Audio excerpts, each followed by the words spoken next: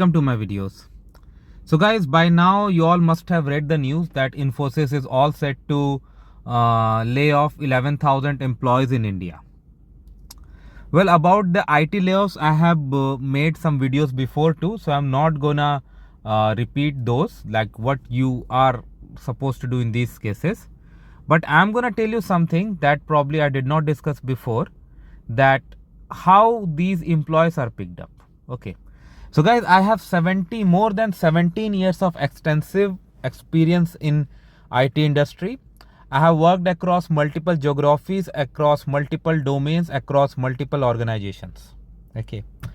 And I have seen all this massive hiring, massive firing, and in fact, I have myself been part of massive hiring. Like I have conducted interviews for hiring people too, and I know how things work. So let me tell you guys that how do they pick now, because an announcement has been made, like 11,000 employees of Accenture, and TCS also announced 12,000. So how these employees are being picked up? Okay. So first of all, they determine some criteria. Okay. Like I would say the softest target is the bench strength. We need to accept this, that many companies even before this kind of situation in 2025 had the policies that they would not let anyone sit on bench forever, like a duration. Maybe that has been shrinked nowadays, but these guys are going to be very soft target, because everyone needs assets and everyone doesn't want liabilities. So the moment you sit on a bench, you have to accept this fact that you are a liability on the company. Okay. And they cannot carry you forever. So that's the first thing. So if you are on bench now, don't wait, try everything, and just don't try only within your organization. Look elsewhere too. You don't want to wait till the last moment that you are called for an HR interview. Don't do that. I have seen this. Explore all the opportunities that you can while you are on bench, because this will reduce certain stress, although it is going to be stressful, I understand, but it will be lesser than if you are if you have got a letter. You understood my point. So that's the first thing. Second thing, if you are employed, okay, if you are currently employed, when I say employed means you are busy in projects, you are allocated to projects, you are being billed as a billed resource, your hours are being billed to your client, whatever basis, time, material, or fixed cost. You need to understand one thing, that you have to keep on upgrading your skills. That's very important. That's going to be your prime weapon. Second thing is, you need to build a rapport in your place, and also you need to gain visibility. I would tell you how.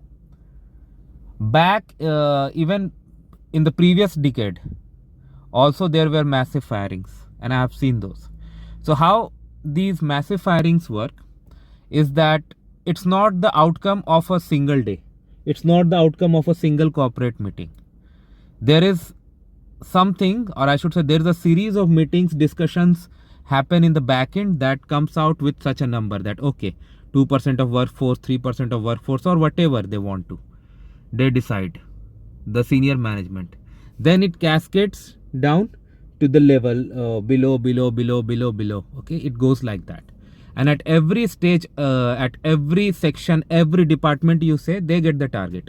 For example, okay, these accounts, okay, these are massive accounts, so we need like 100 employees from here to be slashed. That project is looking like over budget. Yeah, they are consuming too many resources. Let's tell them to reduce their resources. Let's take 5 employees out from there. In this way, they pick up the people. Okay. So you, first of all, nobody is indispensable. That's true. But try to maintain your visibility. Try to maintain your visibility. When I say, if you are a client facing project you are working upon, try to build good rapport with your client too. Because if you are an employee who has good client reputation, and client feels comfortable, and your client is happy with you, that's what an organization wants. Because any business wants ultimately their clients to be happy, because clients are running the business, because clients are paying the money. So if you can make clients happy, if you can make your clients speak for your work and skill, and if you have good rapport with them, it's gonna be really hard for anyone to pick you up in these circumstances. Second, build very good reputation with your manager and other like even level up or even senior management in your project. I mean, every organization has different structure, but they should know about you, that you are and you should be in their good books. Don't get into bad books. Don't be a guy who always cries. Like, there are certain crybabies kind of employees, whatever happens they just cry for anything. Don't be a crybaby.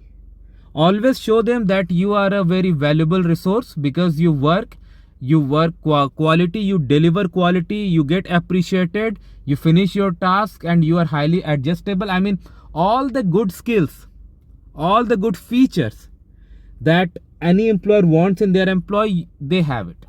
Okay.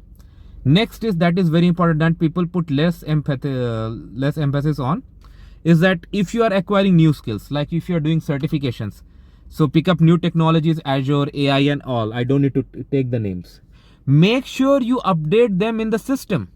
Make sure you share your badge on LinkedIn, so your HRs, like if HRs have to filter some employee, or if your top level people have to filter some employees, if they're looking for certain skill set, okay, who has this skill set, who doesn't have, I mean, they can query their systems.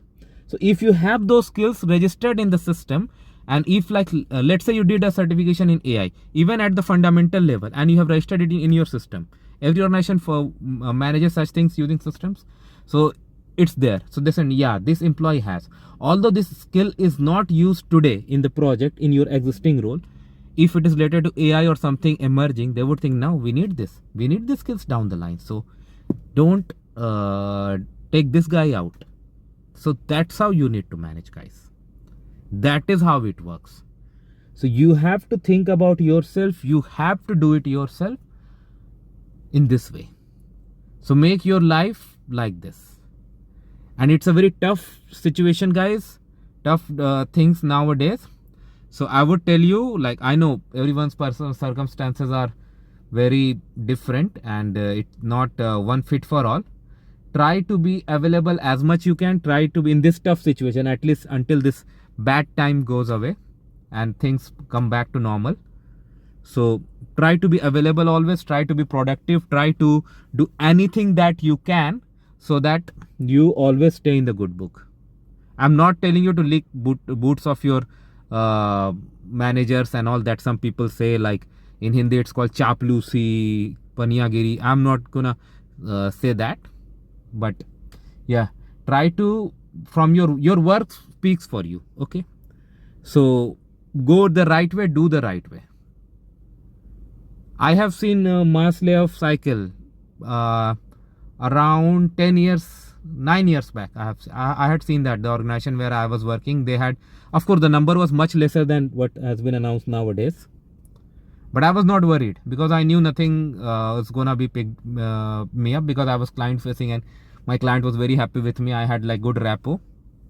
Of course I was not indispensable but yeah, I knew all these things, and that's why I was not picked in that cycle, and I made it through 17 years. So that's what I would say, guys, with my experience. If you have any question, anything, or any opinion that you want to share, feel free to write absolutely anything you want. It's your channel. And yes, if you have watched till now, please go and subscribe before you leave. Thank you.